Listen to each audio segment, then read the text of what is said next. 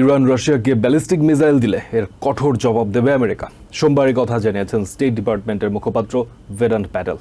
তিনি জানান, রাশিয়াকে ইরানের মিসাইল দেওয়ার পরিকল্পনা নিয়ে ইউরোপের মিত্রদের সাথে আলোচনা করছে বাইডেন প্রশাসন। এদিকে দীর্ঘ নিষেধাজ্ঞার পর সৌদি আরবের কাছে আমেরিকা আবারও অস্ত্র বিক্রি শুরু করবে বলে জানান স্টেট ডিপার্টমেন্টের মুখপাত্র। স্টেট ডিপার্টমেন্টের মুখপাত্র ভেদান্ত প্যাটেল বলেন, নীতির অংশ হিসেবে বাইডেন প্রশাসন সৌদি আরবের কাছে কয়েকটি নির্দিষ্ট শ্রেণীর আক্রমণাত্মক অস্ত্র বিক্রি বন্ধ রেখেছিল।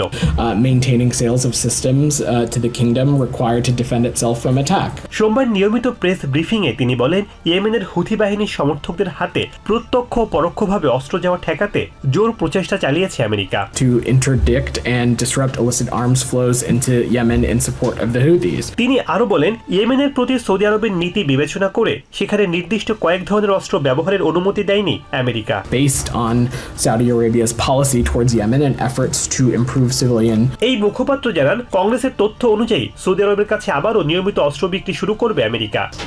Through regular order with appropriate congressional notification and consultation. অংশীদারদের সাথে G7 এবং নেটো শীর্ষ সম্মেলনে ইরানকে হুঁশিয়ারি দেওয়া হয়েছে, রাশিয়ার কাছে ক্ষেপণাস্ত্র হস্তান্তর করলে কঠোর প্রতিক্রিয়া জানাতে প্রস্তুত America. We are prepared to deliver a swift and severe response if Iran were to move forward. Patel বলেন, আমেরিকা মনে করছে ইউক্রেনের বিরুদ্ধে রাশিয়ার চলমান আগ্রাসনে রাশিয়ার প্রতি ইরানের সমর্থন নাটকীয়ভাবে বেড়েছে। Dramatic escalation in Iran's support for Russia's war of aggression against Ukraine. তিনি আরো জানান, রাশিয়াকে কোনো ধরনের ইউএভি দেওয়ার কথা অস্বীকার করেছে ইরানের কর্মকর্তারা। তবে রাশিয়া ইউক্রেনের বেসামরিক অবকাঠামোতে আক্রমণের ক্ষেত্রে ইরানের দেয়া ইউএভি ব্যবহার করছে বলে জানান তিনি। Iranian officials also continue to deny providing any UAVs to Russia.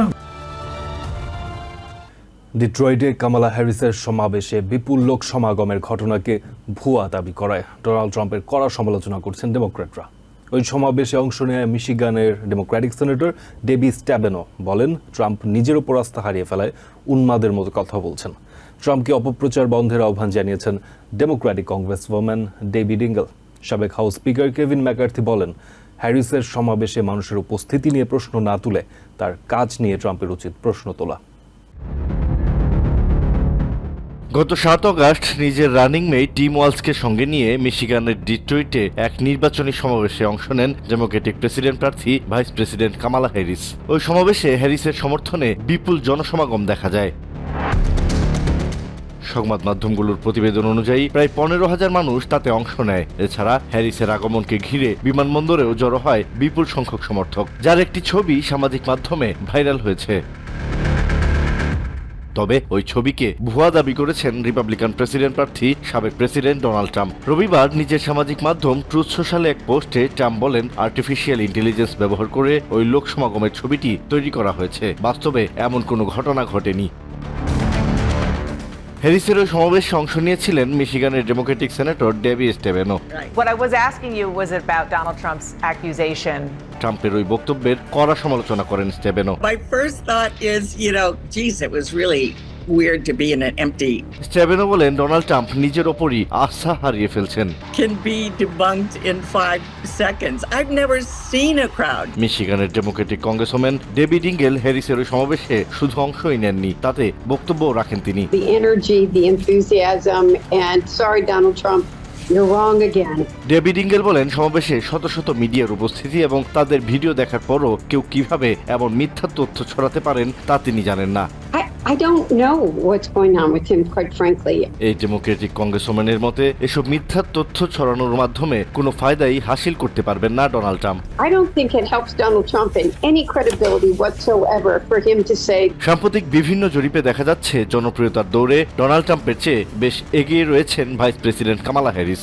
Battle ground ও সুইং স্টেটগুলোতেও ভালো অবস্থান তার। এমন পরিস্থিতিতে হ্যারিসের প্রচার সমাবেশে মানুষের উপস্থিতি নিয়ে ট্রাম্পের দাবির কোনো সত্যতা পাওয়া যায়নি। এবিসি নিউজের সাংবাদিক এমানুয়েল সালিবা জানান, ছবিটি নকল এমন দাবি করার কোনো সুযোগই নেই। On the next slide, we're going to see where and when and how this image was taken. Kamala হ্যারিসের সমাবেশে মানুষের সংখ্যার দিকে মনোযোগী না হয়ে আরো গুরুত্বপূর্ণ বিষয়গুলোতে মনোযোগী হতে ডোনাল্ড ট্রাম্পকে পরামর্শ দিয়েছেন সাবেক house speaker Kevin McCarthy. And you've got to make this race not on personalities. Stop questioning the size of her crowds. Kamala হ্যারিসকে ডেমোক্রেটদের সবচেয়ে খারাপ প্রেসিডেন্ট প্রার্থী হিসেবেও মন্তব্য করেন ম্যাকার্থি। কলোরাডোতে গত 3 দিনের সহিংসতায় কমপক্ষে 7 জন নিহত এবং 8 জন আহত হয়েছেন। পুলিশ জানায় শুক্রবার থেকে রোববার পর্যন্ত ডেনভার, কমার্স সিটি এবং অরোরা শহরে কমপক্ষে 12 জন গুলিবিদ্ধ হন। ছুরি হামলার শিকার হন আরও 3 জন। হঠাৎ করে কলোরাডোতে হামলা সহিংসতা বেড়ে যাওয়া নিয়ে উদ্বিগ্ন স্থানীয়রা। কলোরাডোর ডেনভার শহরে রবিবার রাতে ছুরি দিয়ে হামলার আলাদা ঘটনায় একজন নিহত এবং 2 জন আহত হয়েছেন। এদিকে বোল্ডার শহরে একটি পার্টিতে বন্দুক হামলায় 3 কিশোর আহত হয়, তবে তারা শঙ্কামুক্ত বলে জানান চিকিৎসকরা। কমার্স সিটির 65 বোনাকো স্ট্রিটে বন্দুক সহিংসতার ঘটনা তদন্তে নতুন শর্ট স্পটার প্রযুক্তি ব্যবহার করছে police. 5951 Monaco Street, 5951 Monaco Street, Paradise Island Pool. কর্মকর্তারা জানিয়েছেন সেখানকার একটি বাড়ি থেকে এক ব্যক্তির গুলিবিদ্ধ মরদেহ উদ্ধার করেন তারা। They slid into the trailer, shot it off into the neighbor's driveway. এছাড়া রবিবার চুরি হওয়া একটি গাড়ি বিধ্বস্ত হওয়ার আগ পর্যন্ত সেটিকে অনুসরণ করে পুলিশ। দুর্ঘটনার পর গাড়ির ভেতর থেকে একটি গুলিবিদ্ধ মরদেহ উদ্ধার করে তারা। চালক ও আরেক যাত্রীকে আহত অবস্থায় হেফাজতে নেওয়া হয়েছে। When they saw the presence of police, that caused them to take off before the victim was unloaded from the car. গত শুক্রবার রাতে কমার্স সিটির 104th অ্যাভিনিউয়ে অবস্থিত 7-Eleven স্টোরের পার্কিং লটে বন্দুক হামলার খবর পেয়ে সেখান থেকে নারীসহ 2 জনকে গুলিবিদ্ধ অবস্থায় উদ্ধার করে হাসপাতালে পাঠায় police. This turned into one of the most violent weekends Commerce City has probably ever seen. 2 ভুক্তভোগীর একজন শনিবার রাতে এবং আরেকজন সোমবার সকালে মারা যান বলে জানান চিকিৎসকরা। স্থানীয় পুলিশ জানায় এই ঘটনায় জড়িত সন্দেহভাজন হামলাকারী রবিবার রাতে আত্মহত্যা করে। We probably average about 5, maybe 6 homicides a year. Aurora police জানায় রবিবার রাতে 20 মিনিটের মধ্যে 2টি সহিংস ঘটনা ঘটে শহরটিতে। ইস্ট কোলফ্যাক্স অ্যাভিনিউ অবস্থিত এক নাইট ক্লাবের পার্কিং লটে বন্দুক হামলায় একজন নিহত হন। ঘটনাস্থলের কাছাকাছি একটি আবাসিক এলাকায় বন্দুক হামলায় এক ব্যক্তি আহত হন। নিউ ইয়র্কের বাফেলোতে এক খার্ট ভবনের সংস্কার কাজ উদ্বোধন করেছেন গভর্নর ক্যাথি হোকুল। $13.5 মিলিয়ন ব্যয়ে 28টি নতুন ইউনিট তৈরি করা হচ্ছে। গভর্নর হোকুল জানান $25 বিলিয়ন প্রকল্প হাতে নেওয়া হয়েছে। এর মাধ্যমে স্টেট জুড়ে 100,000 সাশ্রয়ী আবাসন তৈরি করা হবে। সোমবার বাফেলোয় প্রকল্পটির কাজের উদ্বোধন অনুষ্ঠানে এসব কথা জানান তিনি। This is life-changing for the families that will be able to come to this place. প্রায় 2 দশক অব্যবহৃত থাকার পর শুরু হয়েছে একার্ট ভবনের সংস্কার কাজ। ইস্ট বাফেলোতে অবস্থিত এই ভবনের কাজটি করছে ক্যাডারল্যান্ড ডেভেলপমেন্ট এলএলসি নামের প্রতিষ্ঠানটি। বাফেলোর বাসিন্দাদের সাশ্রয়ী আবাসনের লক্ষ্যে 50,000 স্কয়ার ফুট জায়গা নিয়ে গড়ে ওঠা ভবনটিতে 28টি নতুন ইউনিট তৈরির কাজ চলছে। $13.5 মিলিয়ন ব্যয়ে এই সংস্কার কাজ সোমবার উদ্বোধন করেন নিউ ইয়র্কের governor Kathy Hochul. We have a $25 billion plan that is just getting warmed up. তিনি জানান নিউ ইয়র্ক জুড়ে সাশ্রয়ী আবাসন প্রকল্পে মোট $25 বিলিয়ন পরিকল্পনা নেওয়া হয়েছে। বাফেলোর এই হাউজিং প্রকল্প এরই অংশ। This ribbon cutting today will just be a symbol. বাফেলোতে একার্ট ভবনের সংস্কার কাজ উদ্বোধনকে সাশ্রয়ী আবাসনের প্রতীক বলে উল্লেখ করেন হোকুল। তিনি বলেন এই ভবনে ভবিষ্যতে বসবাসকারী 28টি পরিবার সব ধরনের সুযোগ সুবিধা পাবেন। এমন মোট 11টি আবাসন সংস্কার প্রকল্প নিয়ে বাফেলোতে কাজ করছে স্টেট কর্তৃপক্ষ। একার্ট ভবন বাদে 10টি প্রকল্পের কাজ করছে 950 ব্রডওয়ে এলএলসি। গত 5 বছরে new York state Holmes and community renewal প্রতিষ্ঠানটি ইরি কাউন্টিতে 11,000 সাশ্রয়ী আবাসনের ব্যবস্থা করেছে। গভর্নর হোকুলের $25 বিলিয়ন আবাসন প্রকল্প বাস্তবায়িত হলে স্টেট জুড়ে অন্তত 100,000 সাশ্রয়ী মূল্যের আবাসন নির্মাণ করা হবে। ভবন সংস্কারে ক্যাডারল্যান্ড সহ বিভিন্ন প্রতিষ্ঠানকে আর্থিক সহায়তা দিয়ে আসছে নিউ ইয়র্ক স্টেট কর্তৃপক্ষ। ইসরায়েল বিরোধী ডেমোক্রেটিক ভোটার ও ডেলিগেটদের নিয়ে ডিএনসির কনভেনশনে অস্বস্তিতে পড়তে পারেন ভাইস প্রেসিডেন্ট কামালা হ্যারিস।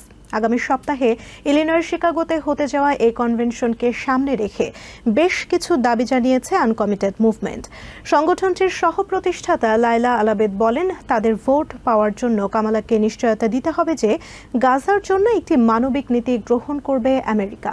এছাড়া ডিএনসিকে ঘিরে বড় জমায়েতের পরিকল্পনা করছেন প্যালেস্টাইন সমর্থকরা। এর মাঝেও হ্যারিসের জন্য আশার খবর হলো তার প্রতি ট্রাম্প বিরোধী রিপাবলিকানদের সমর্থন আরও বাড়ছে। প্রেসিডেন্ট বাইডেনের মতো ভাইস প্রেসিডেন্ট কামালা হ্যারিসকেও গাজায় ইসরায়েলের যুদ্ধের বিরুদ্ধে বিক্ষোভ করা প্যালেস্টাইনের সমর্থকদের মোকাবেলা করতে হচ্ছে। গত সপ্তাহে মিশিগানের ডিট্রয়েটে নির্বাচনী সমাবেশে বিক্ষোভকারীদের একটি দলের মুখোমুখি হতে হয় হ্যারিসকে। শুধু তাই নয়, আগামী সপ্তাহে ইলিনয়ের শিকাগোতে হতে যাওয়া ডেমোক্রেটিক ন্যাশনাল কনভেনশন ডিএনসিতে আরও অস্বস্তিকর পরিস্থিতিতে পড়তে পারেন Harris.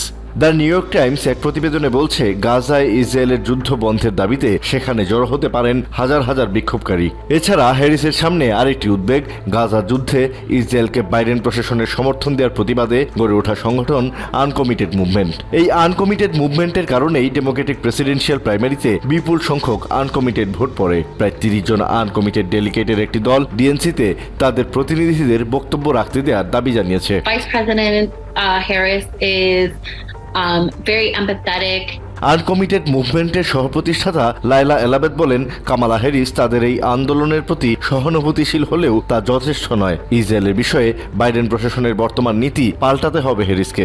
Use this opportunity to unite this fractured party over a immoral. Laila বলেন, তাদের ভোট পাওয়ার আগে হ্যারিসকে পরিষ্কার করতে হবে যে গাজায় যুদ্ধবিরতি এবং মানবিক সংকটের বিষয়ে তার পদক্ষেপ কি হবে। What are you going to do to earn our vote? And offer us a more humane. তবে নিজ দলের ভোটার ডেলিগেটদের নিয়ে সমস্যার মধ্যে পড়লেও প্রতিপক্ষের দল রিপাবলিকান পার্টি থেকে সুখবর পাচ্ছেন হ্যারিস। সাবেক প্রেসিডেন্ট ডোনাল্ড ট্রাম্পকে অপছন্দ করা রিপাবলিকানরা এখন কামালা হ্যারিসকে সমর্থন করছেন। রক্ষণশীল সংবাদ মাধ্যম ফক্স নিউজের এক প্রতিবেদনে এমনটা উঠে এসেছে। জর্জিয়ার সাবেক রিপাবলিকান লেফটেন্যান্ট গভর্নর জেফ ডানকেন এরই মধ্যে হ্যারিসকে সমর্থন দিয়েছেন। আছেন অ্যারিজোনার মেসা শহরের আজীবন রিপাবলিকান জন জাইলসও। এছাড়া আরও অনেক ট্রাম্প বিরোধী রিপাবলিকান নাম লেখাচ্ছেন এই তালিকায়। The Republican Party has been taken over by extremists that are committed to forcing people. আগামী নির্বাচনে জিততে না পারলে সাবেক প্রেসিডেন্ট ডোনাল্ড ট্রাম্প কোনোভাবেই কারাবরণ ঠেকাতে পারবেন না। সেজন্যই তিনি বেপরোয়া হয়ে উঠেছেন, উল্টাপাল্টা কথা বলছেন, মানসিক বিকারগ্রস্তের মতো আচরণ করছেন। MSNBCর সাথে সাক্ষাৎকারে এসব কথা বলেছেন রাজনৈতিক বিশ্লেষকরা। গর্ভপাত, জন্ম নিয়ন্ত্রণ, হেলথ কেয়ার, এমনকি সীমান্ত সংকটের মতো বিষয়ে ট্রাম্পের অবস্থান পরিষ্কার নয় বলে মনে করেন বিশ্লেষকরা। এ কারণেই তিনি জনসমর্থনে কামালা হ্যারিসের চেয়ে পিছিয়ে পড়ছেন। অন্যদিকে সীমান্ত সংকট ও গর্ভপাতের মতো বিষয়ে নিজের অবস্থান স্পষ্ট করায় কামালা হ্যারিস আরও জনপ্রিয় হচ্ছেন। গত জুলাই মাসে ডেমোক্রেটিক প্রার্থিতা থেকে প্রেসিডেন্ট জো বাইডেন সরে দাঁড়ানোর পর সাবেক প্রেসিডেন্ট ডোনাল্ড ট্রাম্প বেশ উচ্ছ্বসিত হয়েছিলেন। বলেছিলেন, নতুন প্রতিপক্ষ ভাইস প্রেসিডেন্ট কামালা হ্যারিসকে হারানো অনেক সহজ হবে। আসলে সেই সময়কার বাস্তবতায় খুব একটা ভুল বলেননি তিনি, কারণ হ্যারিস প্রকৃতপক্ষেই বাইডেন প্রশাসনের সবচেয়ে অনুজ্জ্বল কর্তা ব্যক্তি ছিলেন।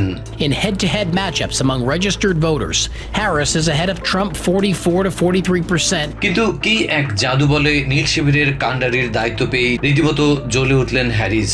অল্প কয়েকদিনই ট্রাম্পের সঙ্গে হাড্ডাহাড্ডি লড়াইয়ের ইঙ্গিত দিলেন। এরপর যতই দিন গড়িয়েছে সাবেক প্রেসিডেন্টের সঙ্গে ব্যবধান কমিয়ে বর্তমানে সবগুলো জরিপে সুস্পষ্ট ব্যবধানে এগিয়ে গেছেন। সবশেষ নিউ ইয়র্ক টাইমস ও সেনা কলেজের যৌথ জরিপও সেই কথাই বলছে। Today it's 4 points ahead for Harris, 52 to 48. রাজনৈতিক বিশ্লেষকরা বলছেন, কামালার এমন উত্থানে আতঙ্কিত হয়ে পড়েছেন ট্রাম্প, কারণ তিনি জানেন আগামী নির্বাচনে জিতে ওভাল অফিসে ফিরতে না পারলে তার কারাবরণ কেউ ঠেকাতে পারবে না। তাই বেপরোয়া হয়ে উঠেছেন, উল্টাপাল্টা কথা বলছেন, আচরণ করছেন মানসিক বিকারগ্রস্তের মতো। This is a desperate man. Donald Trump will not simply lose the election. MSNBCর সাথে সাক্ষাৎকারে এসব কথা বলেছেন রাজনৈতিক বিশ্লেষকরা। কেউ কেউ বলছেন এই অবস্থায় ট্রাম্পকে মানসিক হাসপাতালে নিয়ে চিকিৎসা করাতে। A deeply psychologically disturbed individual. If he were a member of your family. এদিকে গর্ভপাত, জন্ম নিয়ন্ত্রণ, হেলথ কেয়ার এবং এমনকি সীমান্ত সংকটের মতো বিষয়ে সাবেক প্রেসিডেন্টের অবস্থান পরিষ্কার নয় বলেও মনে করেন বিশ্লেষকরা। Things that would supplement absolutely, and those things are pretty open. তাদের মতে সাম্প্রতিক সংবাদ সম্মেলন দেখে মনে হচ্ছে মিফে প্রিস্টন সম্পর্কে কোনো ধারণাই নেই ট্রাম্পের, যে কারণে জন্ম নিয়ন্ত্রণ এবং গর্ভপাত নিয়ে বিভ্রান্তিকর মন্তব্য করছেন। আর এই জন্য জনসমর্থনে ভাইস প্রেসিডেন্ট কামালা হ্যারিসের বিপক্ষে ক্রমশ পিছিয়ে পড়ছেন। I don't think he knew what mifepristone. অন্যদিকে ডেমোক্রেটিক প্রার্থী হ্যারিস সীমান্ত সংকট ও গর্ভপাতের মতো বিদ্যমান নানা সমস্যায় নিজের অবস্থান সুস্পষ্ট করছেন। করছেন, যা তাকে জনপ্রিয় করে তুলছে। তারা 2008 সালে বারাক ওবামার মতো উত্থান দেখছেন হ্যারিসের মাঝেও। Just like they did Obama in 2008. You know, they're going to make him or her, they made him. ওদিকে রিপাবলিকান প্রার্থী ট্রাম্প গর্ভপাত নিয়ে এক এক সময় এক এক রকম কথা বলছেন। রক্ষণশীলদের কর্মপরিকল্পনা প্রজেক্ট 2025 দেশের মানুষের অনেক মৌলিক অধিকার কেড়ে নিতে পারে বলেও শঙ্কা করা হচ্ছে। Nobody involved in working on Project 2025 in any substantive fashion. If he is elected, that there would be some roundups. সব মিলিয়ে ডোনাল্ড ট্রাম্প একেবারে কোণঠাসা অবস্থা থেকে বেরিয়ে আসার আপ্রাণ চেষ্টা করছেন, তাই প্রতিপক্ষকে হেয় করতে উঠে পড়ে লেগেছেন। ভাবছেন এই কৌশল অবলম্বন করে হয়তো নিজে এবং দলকে চাঙ্গা করে তুলতে পারবেন।